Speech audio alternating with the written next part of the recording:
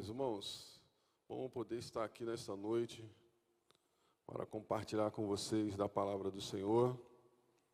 Que alegria poder estar nesta quarta-feira, neste lugar, para poder ouvir a voz do Senhor. Queria que você abrisse comigo a sua Bíblia no Evangelho segundo escreveu São Marcos, capítulo 7. Nós vamos ler do versículo 24 ao versículo 30. Depois nós vamos avançar um pouquinho e ler o capítulo 9. Deus tem uma palavra para nós nesta noite. Debaixo de uma palavra de obediência, nós iremos tratar um assunto muito importante para as nossas casas. Protegendo os seus filhos das trevas espirituais. Protegendo os nossos filhos, protegendo as nossas casas de batalhas espirituais. Marcos 7, versículos 24 até o 30. Eu vou ler na minha versão aqui, que é um pouquinho diferente, mas você pode acompanhar na sua ou acompanhar no telão. E, levantando-se dali, foi para as terras, para os territórios de Tiro e de Sidom. E entrando numa casa, queria que ninguém o soubesse, mas não pôde esconder-se. Jesus era demais, né? Porque uma mulher cuja filha tinha um espírito imundo, ouvindo falar dele, foi e lançou aos seus pés. E a mulher era grega, Cirofenícia de nação, e rogava-lhe que expulsasse de sua filha o demônio. Mas Jesus disse-lhes: deixa primeiro saciar os filhos, porque não convém tomar o pão dos filhos e lançá-los aos cachorrinhos. Ela, porém, respondeu e disse-lhe: sim, Senhor, mas também os cachorrinhos comem debaixo da mesa as migalhas dos filhos. Então ele lhes disse: por esta palavra, vai, o demônio já saiu da sua filha. E indo ela para sua casa, achou a filha deitada sobre a cama, pois o demônio já tinha saído. Avance sua Bíblia um pouquinho, vamos para o capítulo 9. Do versículo 14 ao versículo 29. Versículo 14. E quando se aproximou dos discípulos, viu ao redor deles grande multidão e alguns escribas que disputavam com eles. E logo toda a multidão, vendo-o, ficou espantada, e correndo para ele, o saudaram. E perguntou aos escribas: que é que discutis com eles? E um da multidão, respondendo, disse: mestre, trouxe-te o meu filho, que tem um espírito mudo. E este, onde quer que o apanhe, despedaça-o, ele espuma e range os dentes e vai se secando. E eu disse aos seus discípulos que os expulsassem, e não puderam. E ele, respondendo, disse: ó geração incrédula, até quando estarei convosco? Até quando vos sofrereis ainda? Trazei-mo. E trouxeram-lhe. E quando ele o viu, logo o espírito o agitou com violência, e caindo endemoniado por terra, revolvia-se espumando. E perguntou ao pai dele: quanto tempo há que se sucede isto? E ele disse: desde a infância. E muitas vezes tem se lançado no fogo e na água para destruir, mas se tu podes fazer alguma coisa, tem compaixão de nós e ajuda-nos. E Jesus disse-lhes: se tu podes crer, tudo é possível ao que crê. E logo o pai do menino, clamando com lágrimas, disse: eu creio, Senhor, ajuda a minha incredulidade. E Jesus, vendo que a multidão concorria, repreendeu o espírito imundo, dizendo-lhes: espírito mudo e surdo, eu te ordeno, sai dele e não entres mais nele. E ele, clamando e agitando com violência, saiu. E ficou o menino como morto, de tal maneira que muitos diziam que estava morto. Mas Jesus, tomando-o pela mão, o ergueu e ele se levantou. E quando entrou em casa, os seus discípulos lhe perguntaram à parte: por que o não podemos nós expulsar? Ele disse-lhes: esta casta não pode sair com coisa alguma, a não ser com oração e jejum. Vamos orar.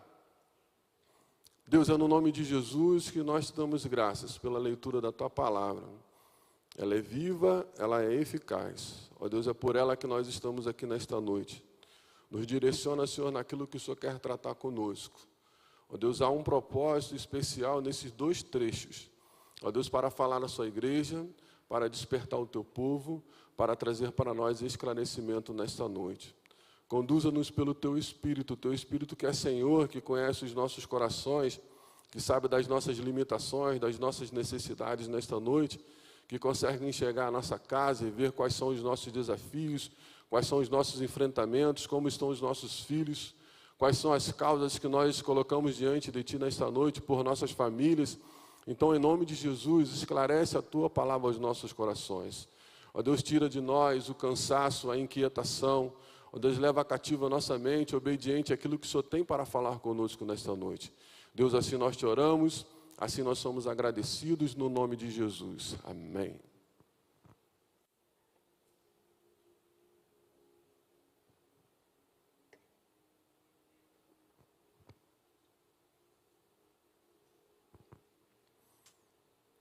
Esses dois textos, eles têm uma ligação em comum. São duas famílias que têm dois filhos e por algum motivo essas duas famílias estão desestabilizadas. Por algum motivo essas duas famílias sofrem por causa de uma intervenção externa, uma intervenção opressora, uma intervenção maligna. Algo que afeta tanto essa família, essas duas famílias, que elas buscam por socorro, que elas clamam por ajuda, que elas clamam por auxílio. O auxílio que elas precisavam e que elas precisam é algo especial e sobrenatural. Nesta noite nós queremos trazer uma luz sobre a importância do cuidado com os nossos filhos. E os filhos que nos ouvem, o cuidado também de tomarem cuidado. Porque às vezes a gente joga a responsabilidade muito para os pais, mas tem filhos que também já chegaram no estágio ou na etapa, ou na época, ou no momento da vida, que eles também precisam se posicionar. A infância é considerada a fase crucial de desenvolvimento do indivíduo, tanto na estruturação da área física, como da psíquica e cognitiva.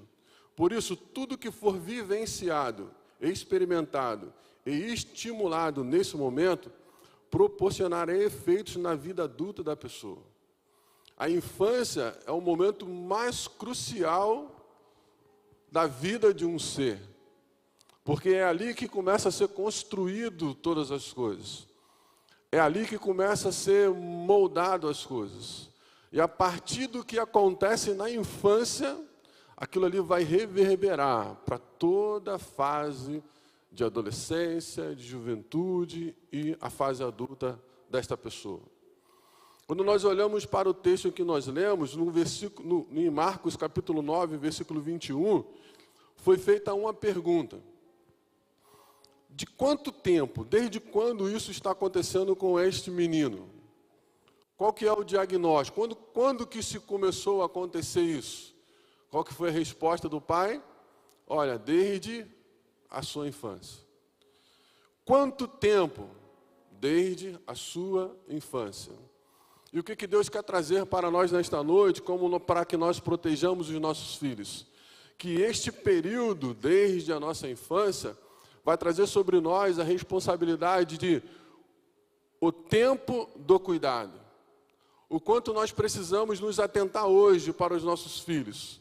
Nos atentar para o que está acontecendo dentro das nossas casas hoje. Como eles estão voltando da escola, o que estão vendo, o que está assistindo, o que está acontecendo. Por quê? Porque o tempo do cuidado é muito menor do que o tempo do reparo.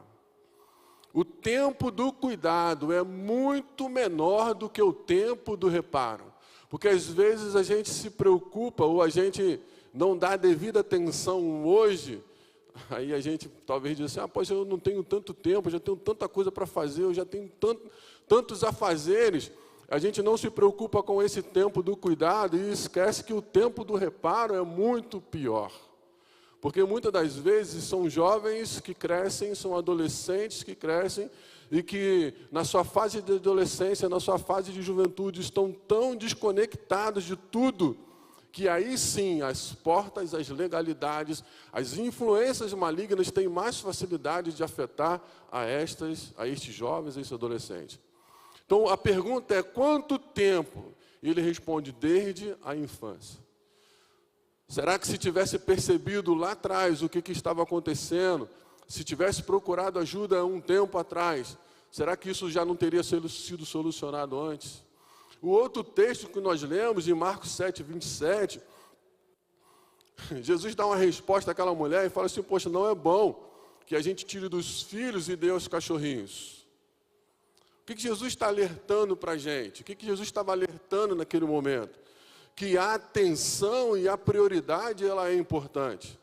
Que é preciso dar atenção àquilo que realmente precisa de atenção. A atenção no momento da infância dos nossos filhos e a prioridade é de suma importância para que a gente consiga vivenciar a realidade e agir naquilo que for necessário.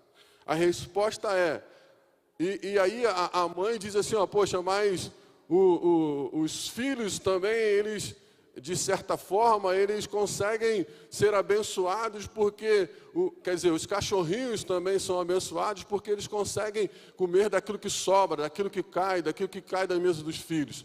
A pergunta que a gente começa a fazer é, se nós abandonarmos os nossos filhos, o que vai restar para eles? O que restará? O que fará? O que saciará eles?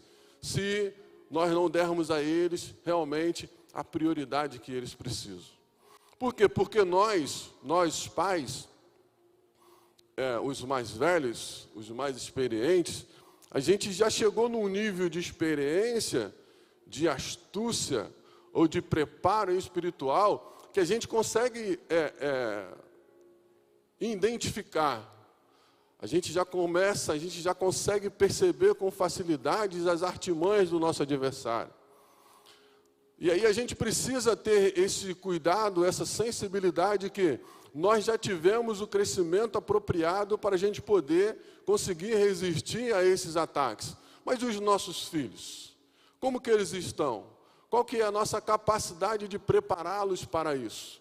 Qual que é a nossa capacidade de prepará-los para que o crescimento saudável ou um crescimento espiritual saudável seja o suficiente para que, quando eles tiverem a necessidade de vestir a sua armadura espiritual, eles já estejam preparados para isso. Quando nós olhamos o desenvolvimento, a espiritualidade saudável, ela faz com que se cresça saudável. Ela faz com que se tenha forças, que tenha resistência para poder conseguir resistir os dias maus. Quando nós olhamos que a criança, ela precisa de tanto cuidado.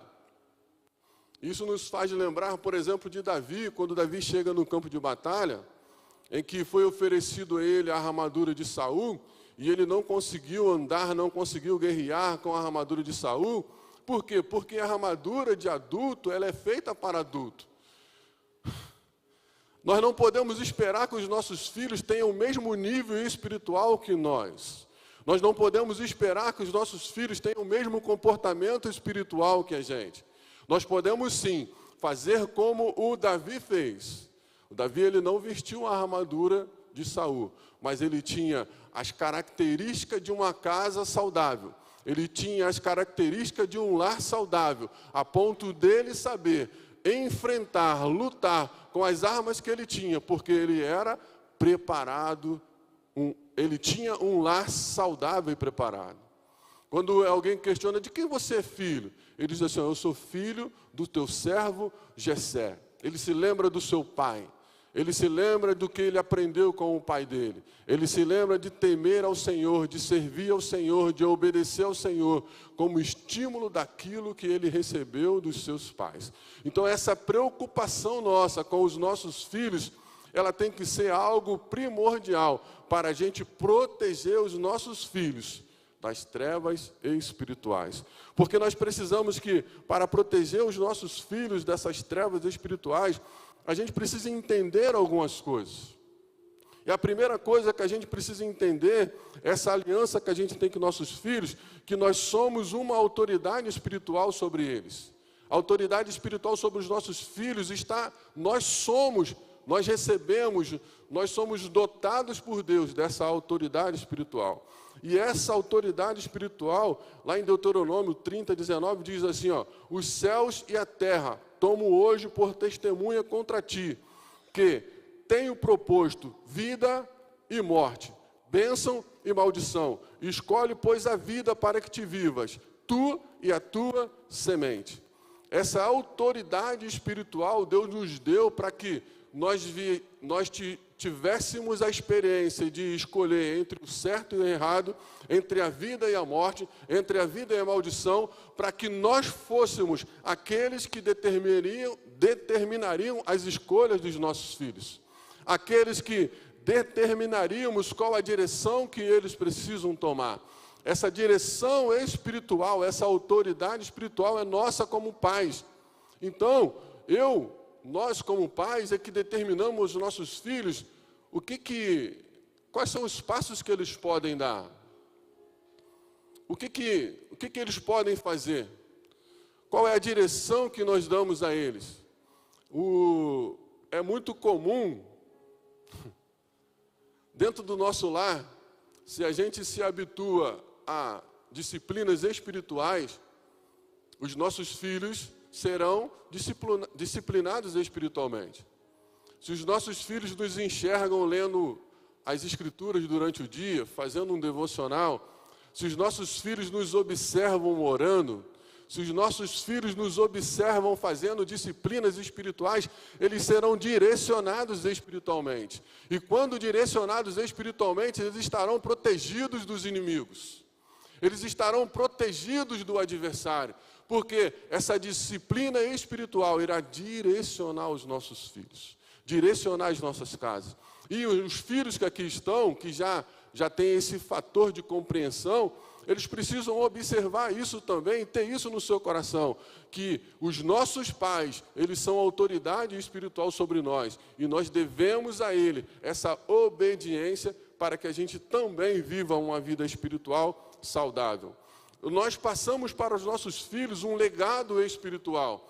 Em 1 de Pedro, capítulo 1, 18, diz, sabendo que não foi mediante coisas corruptíveis, como prata ou ouro, que foste resgatados do vosso fútil procedimento, do vosso fútil procedimento que vossos pais vos legaram. Não é porque o meu passado, não é porque o meu passado teve uma legalidade espiritual negativa, que eu tenho que viver essa legalidade espiritual negativa e que eu tenho que passar isso para os meus filhos como uma legalidade negativa. Nós precisamos nos posicionar espiritualmente para quebrar ciclos, para mudar ciclos, para dizer que há uma oportunidade de mudar em nós. Eu não posso carregar um peso espiritual do passado, porque no passado foi assim. Nós temos que ser um legado espiritual para os nossos filhos, mudar nos nossos filhos, dar a eles a oportunidade de mudar em nós e dar a oportunidade disso mudar nos nossos filhos. Os nossos filhos precisam viver uma espiritualidade saudável, e nós temos esse legado para passar para eles. Uma cobertura espiritual. Nós somos aqueles que cobrem os nossos filhos espiritualmente. Aquele que teme ao Senhor possui uma fortaleza segura, refúgio para os seus filhos. Provérbios 14, 26. Nós somos essa cobertura espiritual que os nossos filhos precisam.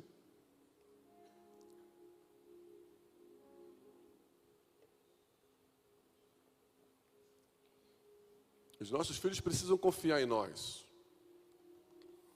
Precisam ver em nós pessoas espirituais a ponto deles nos observar, nos copiar e serem igual a Cristo. Nós temos essa possibilidade de sermos a cobertura espiritual para os nossos filhos. Segundo ponto, nós precisamos entender importantes portas de contaminação espiritual em nossos filhos. Existem algumas portas que contaminam, que se abrem com facilidade para que os nossos filhos sejam alcançados não, mas bombardeados. Porque nesta noite Deus nos trouxe neste lugar para trazer sobre nós uma palavra de vida, para que as nossas casas não sejam alcançadas, para que as nossas casas não sejam minadas, porque nós recebemos do Senhor a orientação.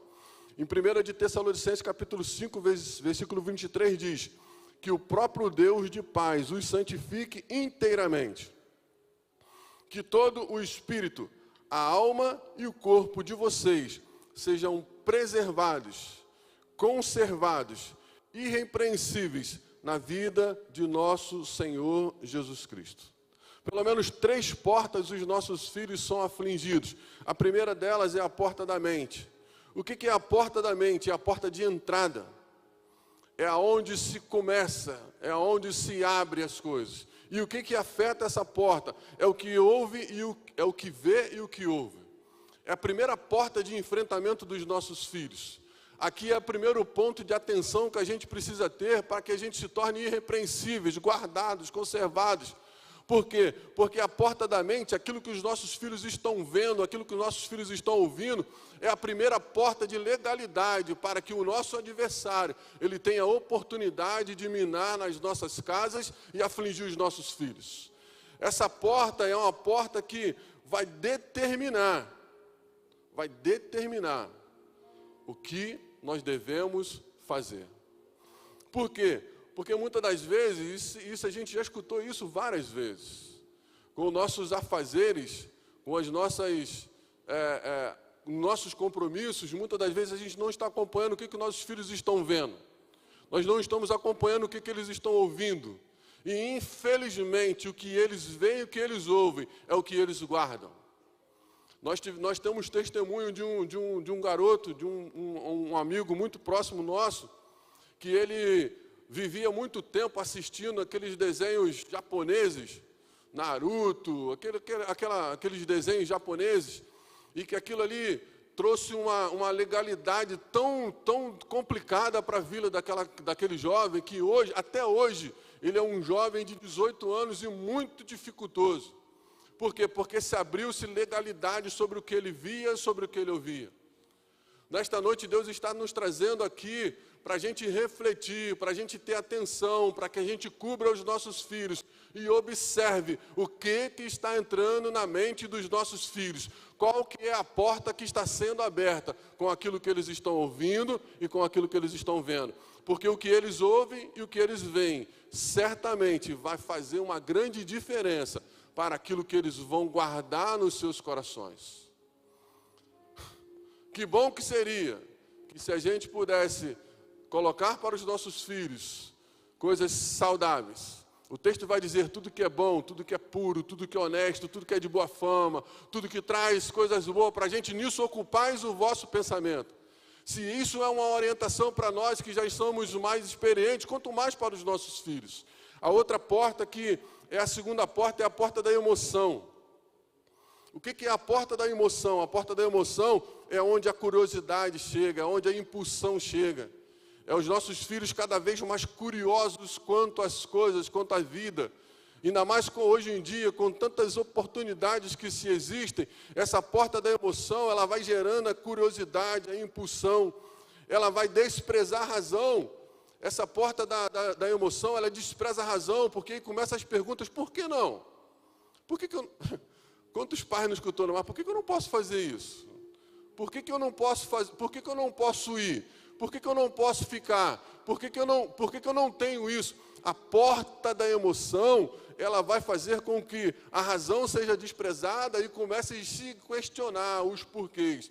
O porquê, o porquê, o porquê. Essa porta, ela precisa ser fechada. A porta da emoção, ela começa a fazer as comparações.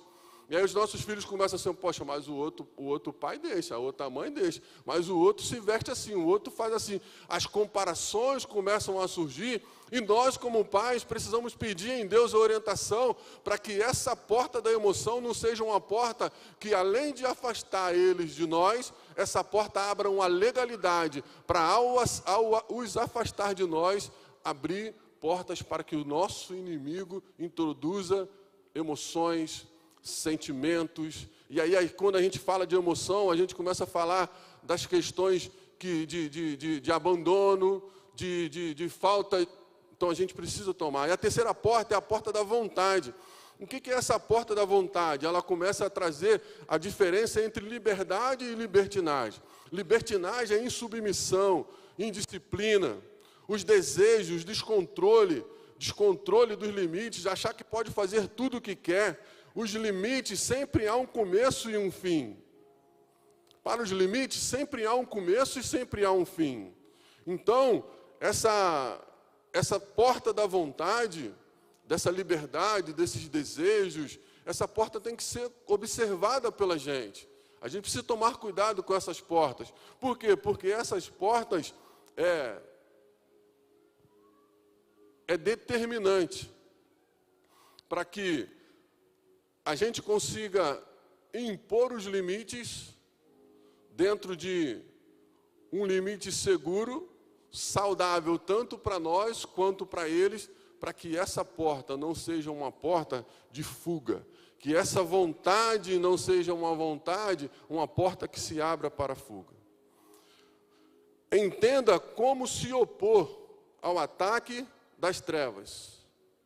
Tenha consciência do problema espiritual. Em Marcos 7, 26, nos diz assim, rogava a Jesus que expulsasse de sua filha o demônio. Problema espiritual, comportamento que está desajustado. A gente precisa entender, ter consciência de que qual é o nível desse problema? Qual que é o tamanho desse problema? Porque a gente precisa medir, porque muitas das vezes o problema, ele desgasta, ele começa a tirar a paz, ele expõe ações, atitudes que não são comuns.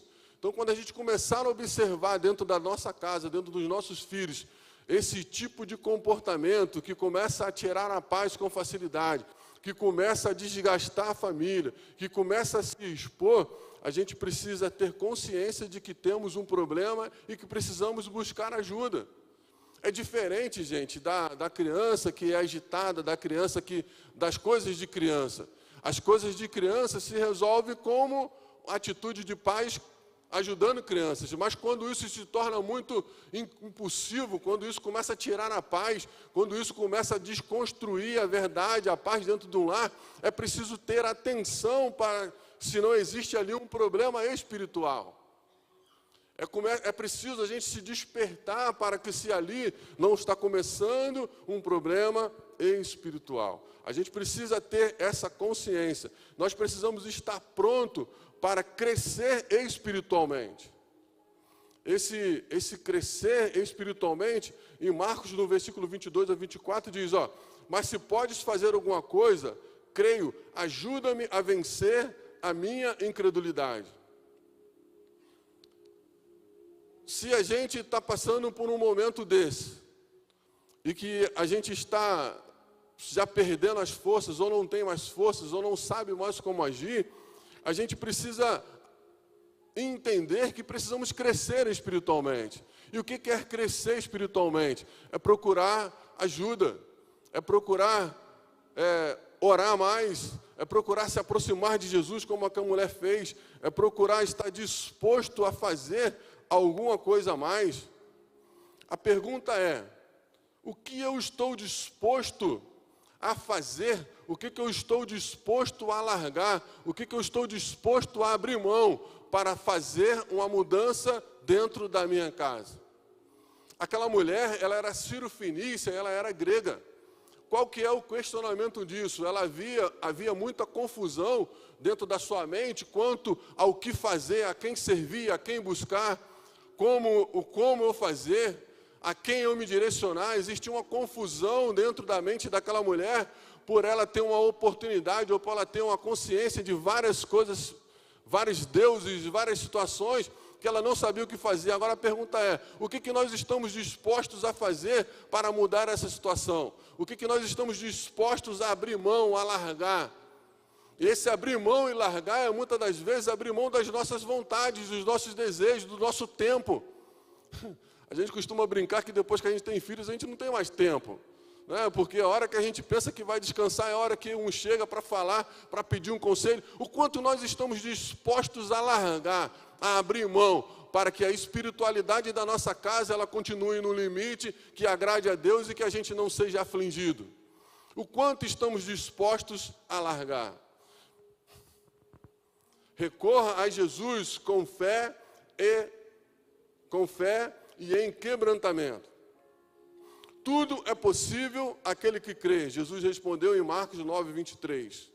E em Marcos 7, 25, aquela mulher veio e se lançou aos pés de Jesus. Então, se a gente conseguiu identificar alguma dificuldade espiritual na nossa casa, na vida dos nossos filhos, nós precisamos confiar em Jesus e se recorrer a Ele para poder observar o que Ele pode fazer. Dentro desse recorrer a Jesus em fé e em quebrantamento, a pergunta é: o que eu estou disposto a largar? Se desprender, se aproximar de Jesus, chegar até Jesus, o que nós estamos dispostos a largar? Por quê? Porque aquele problema desses dois personagens influenciava diretamente o estilo de vida que eles levavam. Influenciava diretamente o modo de viver que eles tinham. O que nós estamos dispostos a largar para que também se mude o nosso modelo de viver como família, o nosso modelo de viver, a nossa forma de crer e de aumentar a nossa fé em Deus? Repare as brechas através da intercessão. A intercessão, em Marcos 9, 17, diz assim, mestre, eu te trouxe o meu filho. Em Marcos 7, 29, por causa desta tua resposta, você pode ir e o demônio já saiu da sua filha. Repare as brechas através da intercessão. Nesse ponto aqui, reparar as brechas através da intercessão, a pergunta é: o que nós estamos dispostos a suportar? O que nós estamos dispostos a suportar? Aquela mulher, os discípulos em Mateus, os discípulos chegam para ela e falam assim, tem uma mulher aí que está incomodando. Ela quer falar contigo, ela quer se aproximar do Senhor, mas ela está incomodando. O que nós estamos dispostos a suportar? Suportar talvez alguém da nossa família que não acredita que vai dar certo, que vai mudar. Suportar a indiferença talvez dentro de casa, do cansaço de um ou do outro, que fala assim, poxa, tudo é comigo, você não me ajuda, você não me apoia. E aí a gente precisa, o que nós estamos dispostos a suportar por esta causa? A enfrentar por esta causa? O que nós estamos dispostos a lutar para que isso mude? Abrir mão do que eu acho, do que eu penso, se esforçar um pouquinho mais, observar um ou outro e entender que talvez ele esteja mais cansado do que eu, ela esteja mais cansada do que ela, passe mais tempo do que eu com o filho, com a filha. O que nós estamos dispostos a suportar para poder conseguir, juntos, levantar, melhorar, vencer, proteger, para que a nossa casa não seja afligida por uma batalha espiritual. Quanto nós estamos dispostos a suportar.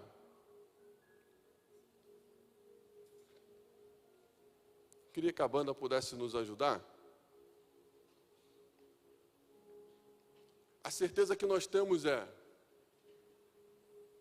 existe uma ação de Deus, existe um poder em Jesus Cristo, que é muito maior do que qualquer legalidade espiritual que tenha afligido qualquer de uma das nossas casas. Quando Jesus chega, quando Jesus entra, não existe negociação, não existe conversa. Quando Jesus entra, quando Jesus chega no ambiente, quando Jesus entrou em todos os dois cenários, quando Jesus se apresentou em todos os dois cenários, a resposta foi imediata, a ação espiritual foi imediata, a libertação foi imediata. Nesta noite, Jesus, a palavra de Deus está dizendo para nós que tenha certeza, a libertação, a cura e a restituição através de Jesus. Quando nós começamos a ler esse versículo, a gente fica imaginando o Jesus chegando, o Jesus se aproximando, aquela mulher em desespero, aquele pai em desespero, vendo o filho naquela situação, e talvez eu, talvez você, dentro da minha casa, ou dentro da sua casa, ou dentro da casa de algum ente querido nosso, a gente vê uma situação tão desconfortável, que a gente não sabe mais o que fazer, como agir, como proceder. Mas a gente precisa mensurar, imaginar, e entender que quando Jesus chega, tudo muda. Quando Jesus chega, tudo se transforma. Quando Jesus chega, o ambiente pode ser qualquer calamidade que esteja, o ambiente muda. E é neste ambiente que nós queremos, nesta noite, clamar ao Senhor. É neste ambiente que nesta noite nós queremos invocar o nome do Senhor. Para que qualquer que seja o enfrentamento que esteja na sua casa, na sua vida, no seu lar, de algum parente seu, de algum vizinho seu, qualquer situação que seja desconfortável, que a paz já se foi, que o controle já fugiu das mãos, que não há mais situação